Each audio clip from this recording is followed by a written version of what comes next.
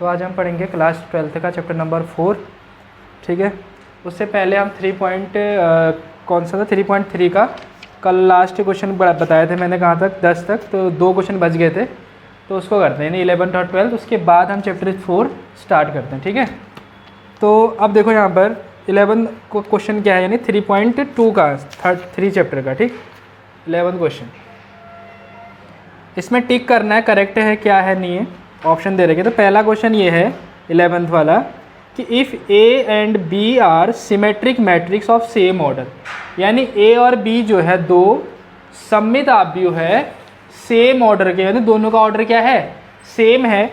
तो हमको ये चेक करना है कि ए बी माइनस बी ए ये किस प्रकार का मैट्रिक्स बनेगा।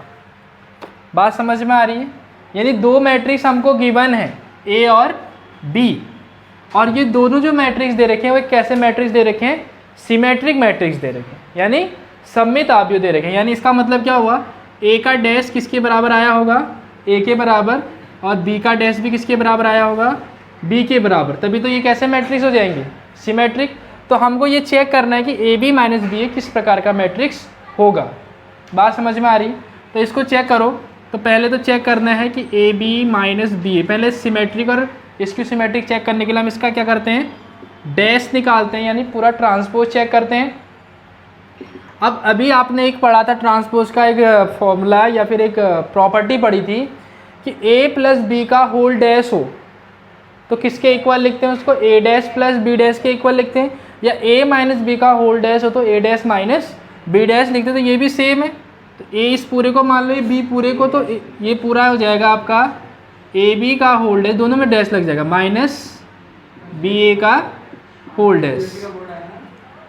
ये समझ में आ गया? अब यहाँ देख लो।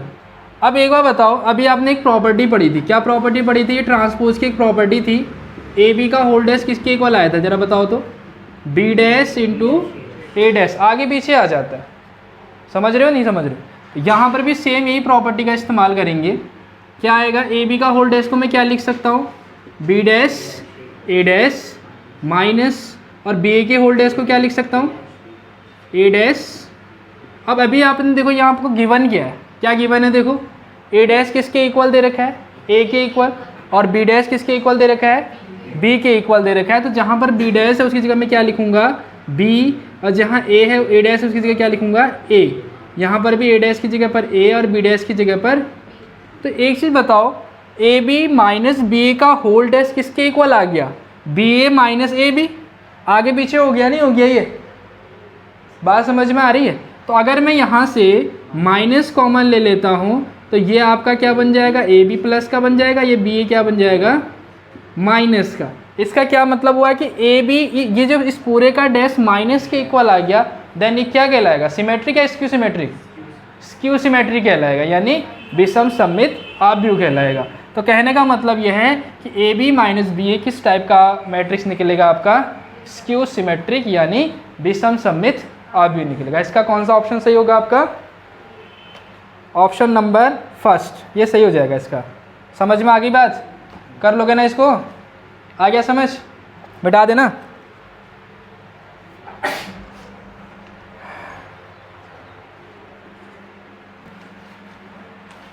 इसका 12 वाला क्वेश्चन लास्ट है, ठीक है। इसमें क्या कह रहा है, ए इक्वल्स टू, ये आपका मैट्रिक्स दे रखा है, A plus A dash equals to I है, then find the value of alpha. I क्या होगा जरा बताओ तो, कितने क्रॉस का आई निकलेगा, आई कितने क्रॉस का निकलेगा, 2 क्रॉस 2 का। क्यों? क्योंकि हमारे पास ए आपका 2 क्रॉस 2 का दिया है, तो जितना मैट्रिक्स क्रॉस मतलब जितने ऑर्डर का दिया होगा आई भी उतने ऑर्डर का ही बनेगा।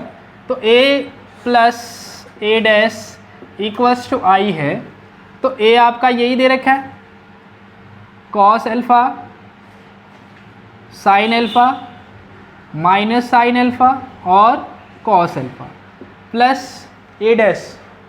यहाँ देखो ए डैश क्या होगा, इसका ट्रांसपोज होता है डैश, यानी cos alpha minus sine alpha और साइन एल्फा और कॉस एल्फा इक्वल्स टू आई क्या होगा जरा बताओ, 1 0 0 क्या है, ये आइडेंटिटी मैट्रिक्स है, तत्समक आव्यूह, इन दोनों को प्लस करो जरा, कॉस अल्फा और कॉस अल्फा कितने cos alpha 2 cos alpha minus sine alpha plus sine alpha 0, minus plus minus हो जाएगा, और साइन अल्फा और ये माइनस ये भी आपका 0 हो जाएगा, कॉस अल्फा ये 2 कॉस अल्फा हो जाएगा।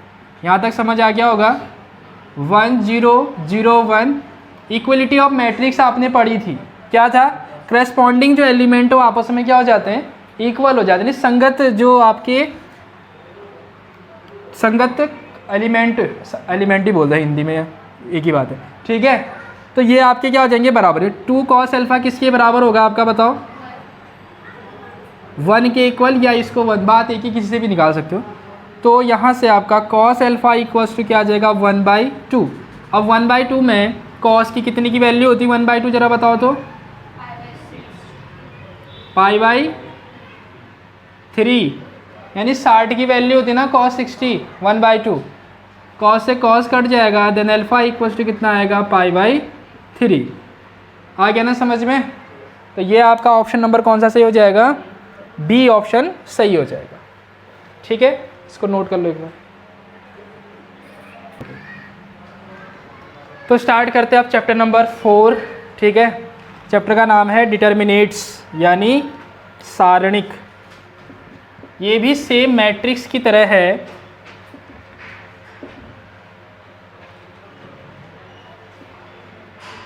डिटर्मिनेंट्स होता है मतलब NNTS। अब इसको हिंदी में कहते हैं आपका सारणिक। डिटर्मिनेंट्स क्या होते हैं आपके जरा बताओ तो, डिटर्मिनेंट्स, चलो इसको पकड़ो, यानी डिटर्मिनेंट्स आपका स्क्वायर मैट्रिक्स ही होता है।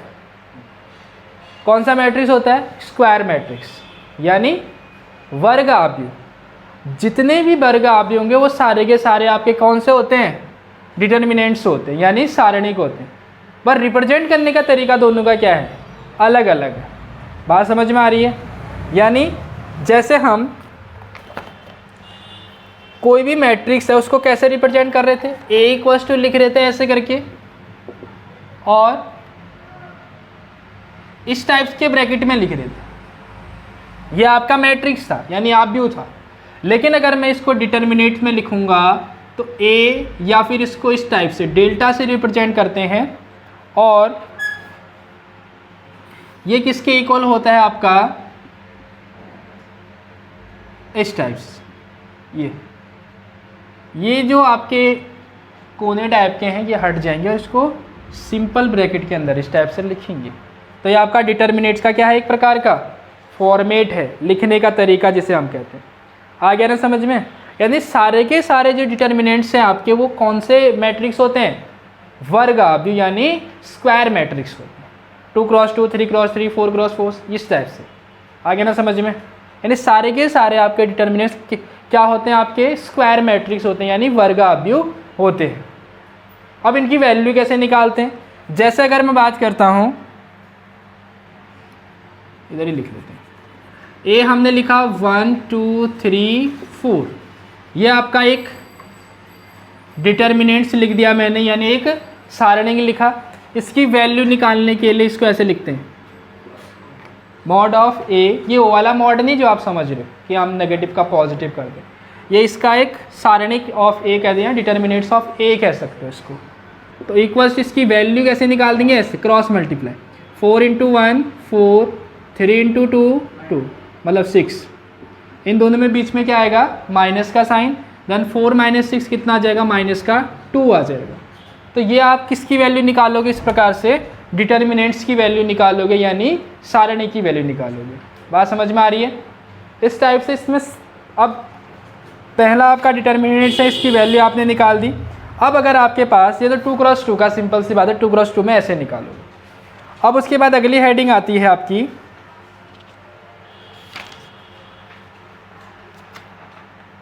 3x3 वाली। ये 2x2 की वैल्यू निकालना समझ में आ गया आप लोगों को। कुछ नहीं करना आपको, जस्ट क्रॉस मल्टीप्लाई करनी और हो गया। स्टार्ट यहाँ से करेंगे क्रॉस मल्टीप्लाई, पहले इधर वाली मल्टीप्लाई इधर वाली। आ गया ना समझ में। ये 2x2 की वैल्यू निकालना समझ में आ गया। अब हम बात करते हैं कितने क्रॉस के लिए, 3x3 के लिए।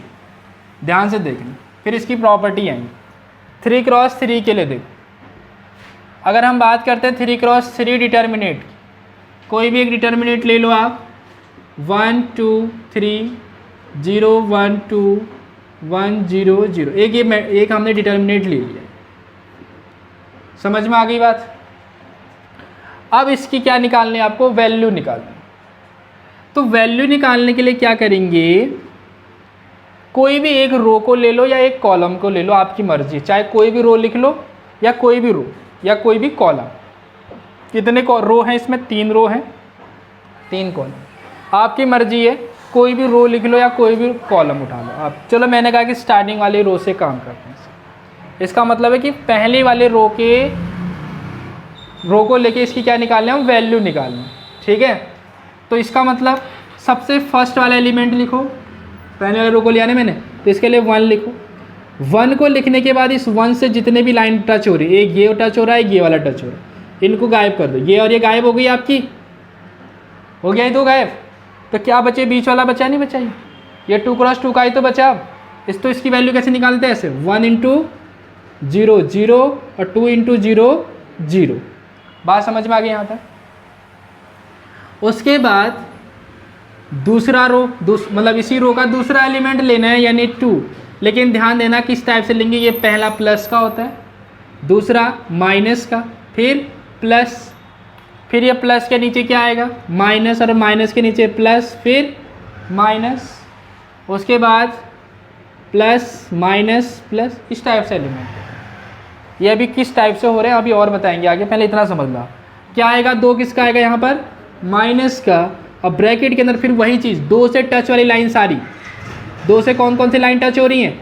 एक तो ये हो रहा है, ये, और एक ये, यानी ये वाली लाइन और ये वाली लाइन गायब हो जाएगी, यानी ये गायब और ये भी गायब। क्या बचेगा फिर? ये 4 बचेंगे ये वाले। इसका तरीका क्या है? 0 × 0 1 × 2 2, फिर किसका आना है? प्लस का 3। अब उसके बाद देखो अगला कौन सा बचा? 3। अब 3 से भी लाइन कौन कौन सी जुड़ रही है? एक तो ये वाला जुड़ रहा है, ये 3 ये वाली लाइन, और एक ये वाली। बात समझ में आ रही है ना? ये जुड़ रहा है और एक ये वाला बचा। क्या आपका बीच का वाला बचा? तो यानी यहाँ पर भी करो 0 × 0 -1 × 1। ये वैल्यू निकालना समझ में आ गया आप लोग को? ऐसा आप इस वाले रो को भी लेके कर सकते थे, इस वाले को भी कर सकते थे, ये आपकी मर्जी, किसी को भी लेके करो। समझ गए? अब देखो भी क्या होगा। 0 में 0 घटाओगे 0 आएगा, 1 की मल्टीप्लाई करोगे तो 0 हो जाएगा। फिर 0 में 2 माइनस करोगे माइनस का 2, और -2 × -2 कितना आएगा? 4, लेकिन वो आएगा प्लस का, बिकॉज माइनस माइनस प्लस। ऐसे 3 × -1 -3, तो मॉड ऑफ ए कितना आ जाएगा? 4 में 3 माइनस करो 1, यानी ए की वैल्यू इस पूरे जो सारणिक है उसकी वैल्यू मिल गई आपको। बात समझ में आ गई? आगे ना समझ में क्या है? इस टाइप के आगे क्या क्या लिखा है इसमें, और इतना समझ में आ गया होगा। अभी हमने किसके? फर्स्ट रो के अनुदिश, यानी पहले रो को लेके एक्सपेंशन करा। आप सेकंड रो को भी ले सकते हो, थर्ड को भी ले सकते हो, फोर्थ को भी ले सकते हो, आपकी मर्जी है। ठीक है,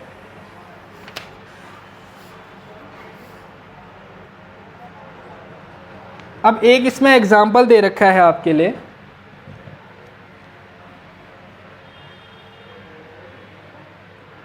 एग्जाम्पल में देखो क्या है,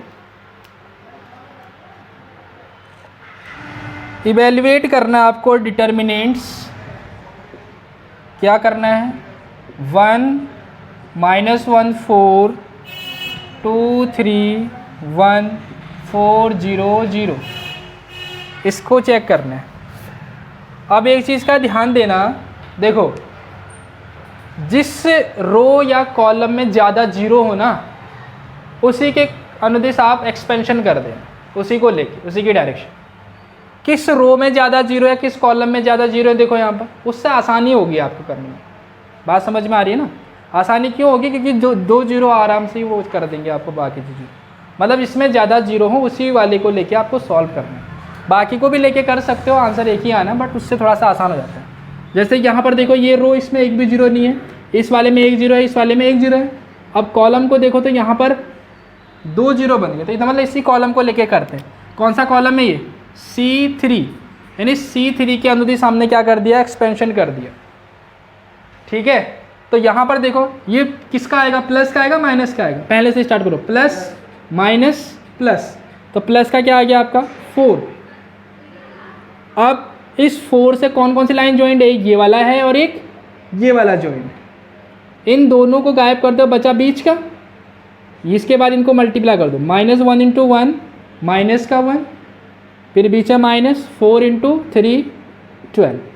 बाकी 2 जीरो का लिखने की आवश्यकता ही नहीं है आपको। क्यों? क्योंकि देखो अगर आप देखो जीरो प्लस के बाद यहाँ माइनस का आएगा ना जीरो, फिर इसके अंदर कोई भी नंबर आ जाए इस जीरो से मल्टीप्लाई करके तो जीरो ही बन जाना है, कोई दिक्कत थोड़ा नहीं। ऐसे इस वाले के लिए भी जीरो आएगा बाहर, अंदर कुछ भी आए वो आपका मल्टीप्लाई करके जीरो बन जाना है। इसलिए जीरो वाले लेने का ये फ़ायदा रहता है कि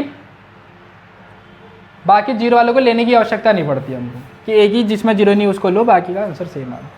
बात समझ में आ रही है?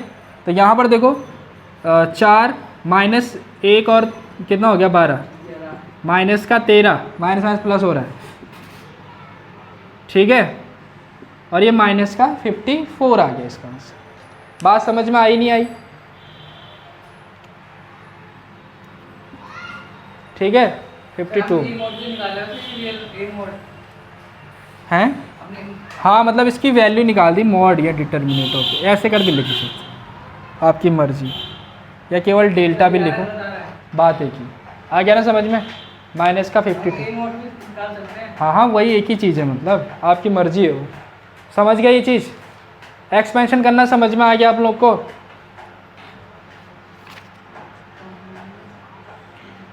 अब एग्जाम्पल नंबर 5 देखो क्या है। आ गया समझ में? कोई दिक्कत है तो पूछ लो इसमें। समझ गए? ओके, एग्जाम्पल नंबर 5 देखो आप। फिर 4.4 ख़त्म हो जाने, 4.1 मतलब। इसमें कह रहा है कि 3x1 = 3 4 1 2। अब हम अगर मैट्रिक्स की बात करते हैं, अगर ये मैट्रिक्स में देता तो हमें पता था कि अगर दो मैट्रिक्स इक्वल हैं तो इनके क्रॉसपॉन्डिंग जो एलिमेंट होते हैं आपस में इक्वल होते हैं, तो इससे डायरेक्ट x की वैल्यू क्या हो जाती है? 2। लेकिन डिटर्मिनेट्स में ये नहीं होगा। समझ में आ रही मैंने क्या कहा? अगर यही चीज़ मैट्रिक्स में लिख दे तो डायरेक्ट x की वैल्यू क्या हो जाती? 2। लेकिन यहाँ डिटर्मिनेट्स दे रखा है, तो उसके लिए हमको क्या करना पड़ेगा? इसकी वैल्यू निकालनी पड़ेगी पहले। इसकी मल्टीप्लाई के साथ 3 1 3 x × x स्क्वायर इक्वल 3 1 3 4 2 8। तो यहाँ से आप देखो 3 - x स्क्वायर, और ये आपका माइनस का 5 आ गया, और माइनस का x स्क्वायर -5, ये प्लस का 3 इधर जाके माइनस का हो जाएगा। x स्क्वायर = माइनस का 8, माइनस से माइनस गया, x = √8 + -2 साइन देगा, देन 2√2। ये आपकी x की वैल्यू आ गई। यानी डिटर्मिनेट्स में ऐसे x की वैल्यू निकाली जाती है। जब दो डिटर्मिनेट्स आपस में इक्वल होते हैं तो उनके करस्पॉन्डिंग जो एलिमेंट होते हैं वो बराबर नहीं होते हैं। उसके लिए आपको क्या करना पड़ेगा? एक डिटर्मिनेट्स की वैल्यू निकाल के दूसरे के बराबर रखना पड़ेगा, देन तभी x की वैल्यू आएगी। आ गया समझ में? ठीक है, अब हम स्टार्ट करते हैं एक्सरसाइज 4.1। कुछ दिक्कत है तो पूछ लो। आ गया समझ?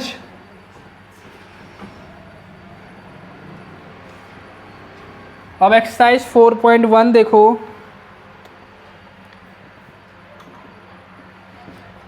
पहला क्वेश्चन क्या है इसमें? सेम कह रहा है कि evaluate the determinants in the exercise 1 and 2। यानी पहले और दूसरे क्वेश्चन में सारणिकों का मान निकालना है आपको। समझ गए ना? हिंदी में लिखा है सारणिकों का मान निकालें, यानी इवेल्युएट करो। इसको किसी के इक्वल मान लो, तो यहाँ से 2 -5 4 -1, इसकी वैल्यू आप डायरेक्ट निकाल सकते हो। आप क्या होगी इसकी वैल्यू बताओ? क्रॉस मल्टीप्लाई कर देनी है। तरीका इधर से करना, माइनस का 2 बीच में माइनस आता है, 4 5 से कितना होता है? 20, लेकिन माइनस का 20 आएगा, ये माइनस क्या बन जाएगा आपका? प्लस। कितना हो जाएगा फिर? 80। इसकी वैल्यू आ जाएगी आपकी 18 ओम। सेकंड का पहला क्वेश्चन,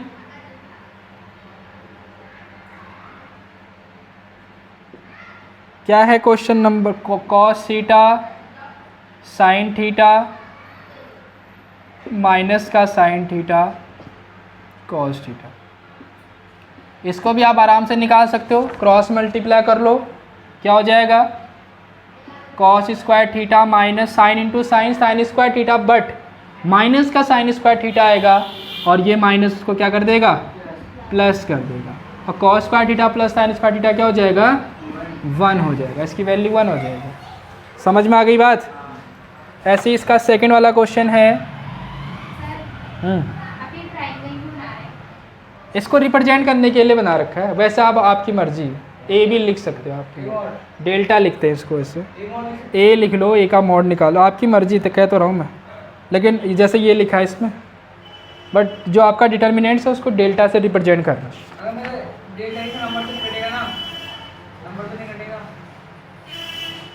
डिटर्मिनेट ऑफ ए लिख लो, या फिर बात वही पढ़नी, मॉड ऑफ ए लिखोगे, जैसे ए लिखोगे ना आप इसको, तो यहाँ पर आप डिटर्मिनेट ऑफ ए लिख सकते हो ऐसे करके, डिटर्मिनेट ऑफ ए या फिर मॉड ऑफ ए ऐसे करके।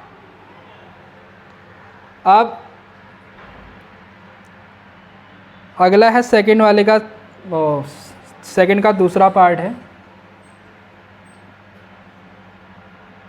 X square minus x plus 1 x minus 1 x plus 1 then x plus 1। इसकी भी वैल्यू निकालो आप, क्या होगी, इसकी क्रॉस मल्टीप्लाई कर दो, इसकी मल्टीप्लाई इसके साथ। मल्टीप्लाई करने का तरीका, सबसे पहले x से मल्टीप्लाई करो, फिर मैं लिख लेता हूँ, मैं x प्लस 1 मल्टीप्लाई करनी है आपको x square minus x plus 1 से, बीच में माइनस का साइन, इन दोनों की मल्टीप्लाई, तो x प्लस 1 और x माइनस 1, x से अंदर गुणा कर दो, एक्स क्यूब एक्स स्क्वायर 1 में करेंगे x, 1 से करेंगे तो सेम आएगा x square minus x plus 1, बीच में माइनस है, a plus B A minus B क्या होगा ए स्क्वायर माइनस, मतलब x प्लस 1 और x minus 1 x square minus 1 का स्क्वायर, तो ये क्या हो जाएगा आपका, देखो माइनस अंदर मल्टीप्लाई करेंगे तो माइनस का हो जाएगा, ये वाला प्लस का हो जाएगा, आप कैंसिल आउट देखो कौन कौन से कट रहे हैं, एक्स स्क्वायर से ये वाला एक्स स्क्वायर कट जाएगा, और क्या कट रहा है प्लस के 1 से कुछ नहीं कट रहा आप, चलो तो इसलिए आप जो जो बच रहा है उसको लिख दो, एक्स क्यूब माइनस एक एक्स से ये वाला एक्स कट जा रहा है, एक्स स्क्वायर और प्लस का 1 और ये प्लस का 1 कितना हो गया आपका प्लस का 2, तो ये आपका आंसर हो जाएगा। बात समझ में आ गई, ठीक है, कर लिया नोट, करो फिर पहले।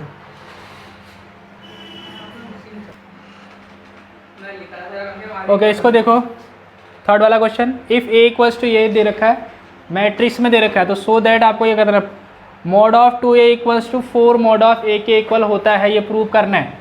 तो पहले तो एक काम करो आप, मॉड ऑफ 2a चेक करना है ना, तो पहले तो इसका मॉड ऑफ a निकाल लो आप, मॉड ऑफ a निकाल दिया, कितना आएगा 2 कम 2 4 दूनी 8, यानी माइनस का कितना आ गया 6, समझ में आ गई बात।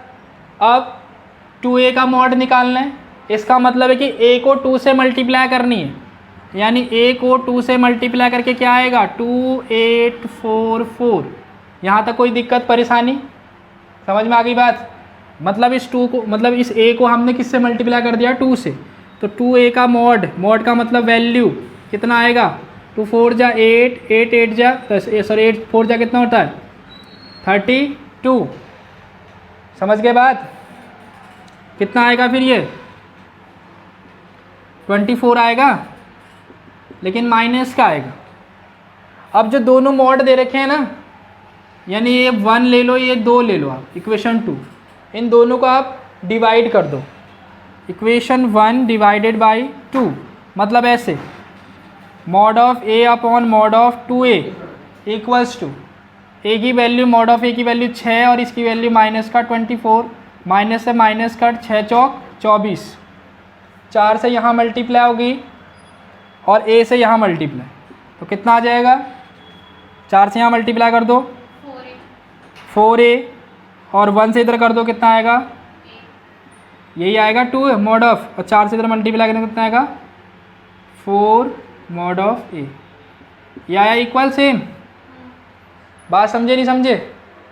पहले मॉड निकाल दिया सिंपल में, उसके बाद जिसका मॉड पूछ रहा है 2a का पूछ रहा है, तो यानी इस a को 2 से मल्टीप्लाई करके इसका मॉड निकाल दिया, दोनों का क्या कर दिया divide, mod of a upon mod of 2a equals to -6 upon -28 और सॉरी 24, 6 1 जा 6, 6 4 जा 24, 4 से मल्टीप्लाई इसके करेंगे तो 4 मॉड ऑफ a और 1 से इसको करेंगे तो मॉड ऑफ 2a। ये प्रूव हो गया, करो इसको। फोर्थ वाला क्वेश्चन देखो, सेम यही है, इसमें इस बार 3 क्रॉस 3 का एक मैट्रिक्स दे रखा है और हमको प्रूव करना है mod of 3 equals to 27 mod of a होगा। तो सबसे पहले आप इसी का मॉड निकाल दो a का। अब मैंने अभी स्टार्टिंग में बताया आपको, उसी कॉलम या उसी रो को लो जिसमें ज़्यादा जीरो हैं। समझ में आ रही बात? और भी ले सकते हो आप, लेकिन कैलकुलेशन ज़्यादा करनी पड़ेगी। जिसमें ज़्यादा जीरो वो लोगे तो जल्दी से आंसर आ जाएगा। तो यानी इस कॉलम में ज़्यादा रो जीरो है ना, इसी में तो ज़्यादा जीरो है, एक इस रो में ज़्यादा जीरो है, तो आपकी मर्जी चाहे ये वाला कॉलम ले लो या ये वाला रो ले लो, आंसर सबसे बराबर। यानी स्टार्टिंग C1 को ही ले लेते हैं, C1 के अनुदिश हमने इसका एक्सपेंशन कर दिया तो 1 लिखा, समझ गए? अब इस 1 से जो जो चीज़ें बन रही है उसको गायब कर दो, एक ये और एक ये। इस 1 से एक ये लाइन जुड़ी हुई है, एक ये जुड़ा हुआ है, समझ गए? बीच में ये बचा तो इसकी वैल्यू कैसे निकाल दे, 1 × 4 4 -0 × 2 0। समझ गए? स्टार्टिंग प्लस का ही रहता है तो प्लस का ही लिखा, अगर मैं ये वाला लिखता तो ये माइनस का हो जाता, क्योंकि प्लस के बाद क्या आएगा माइनस, फिर ये प्लस। ठीक है, और भी तरीका है प्लस माइनस याद करने का, इसके बाद जो टॉपिक आएंगे उसमें और अच्छे से एक्सप्लेन करेंगे, पहले इतना ही समझ लो। आ गया समझ कि पहला वाला प्लस, फिर minus plus minus plus minus, फिर प्लस माइनस माइनस प्लस, ऐसे करके। ठीक है, तो ये आपका क्या हो जाएगा। अब इनको तो लिखने की आवश्यकता नहीं है और, क्योंकि इसका भी जीरो आएगा, इस वाले के भी जीरो आएगा, तो मतलब इसकी वैल्यू यही आ जाएगी 4 × 1 4 आ गया। मॉड ऑफ ए इतना आ गया, इक्वेशन नंबर क्या है ये 1। अब 3 चाहिए आपको, 3a, यानी इस a को किससे मल्टीप्लाई करो आप, 3 से करो, 3 0 0 0 3 0 3 6 12। ठीक है, अब इसका भी मॉड निकाल दो, वही कि C1 ही लेना पड़ेगा, इसमें भी, इसमें ज़्यादा जीरो है। आप R3 भी ले सकते हो बट कोई दिक्कत नहीं, C3 से काम आ जाता है।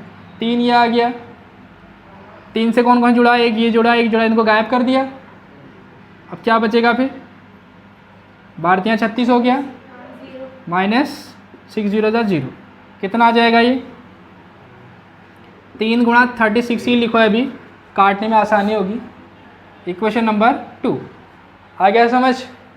अब इन दोनों को क्या कर दो, डिवाइड, इक्वेशन 1 डिवाइडेड बाई 2, यानी mod of a upon mod of 3a equals to 4 upon 3 × 36, ये आ जाएगा, 4 से कट जाएगा ये, 4 9 जा 36 हो गया, 9 3 जा कितना हो गया 27, तो ये आ जाएगा mod of a upon 3 mod of a equals to 1 upon 27।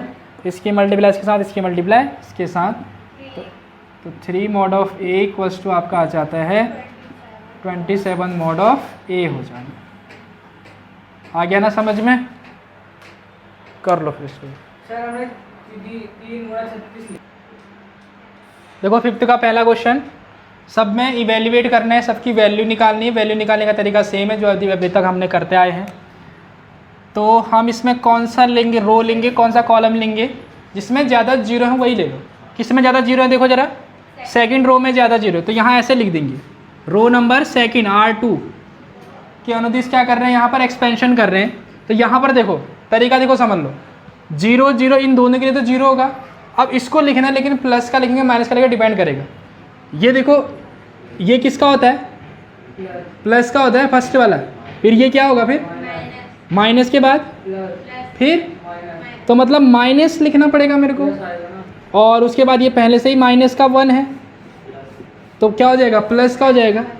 अब इस 1 से जो चीज़ें जुड़ रही हैं, एक तो ये वाली लाइन जुड़ रही पूरी और ये, तो मतलब ये और ये क्या हो जाएगा गायब और बचेगा ये 4।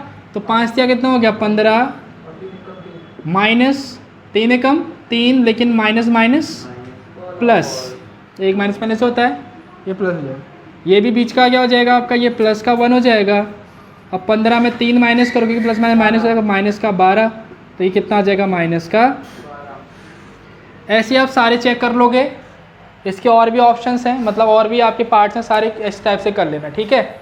एक बार हम 6 वाला बता दे रहे हैं, नहीं हैं सेम है, बस इतनी वैल्यू इसकी होगी। 6 वाला क्वेश्चन भी यही है आपका, इवेल्युएट ही करना है उसमें भी, बट उसमें कहीं 0 नहीं है, तो इसको मैं चलो बता दे रहा हूँ। 0 नहीं भी होगा तो कोई टेंशन लेने की आवश्यकता नहीं, सबकी वैल्यू निकालनी है और कुछ नहीं करना।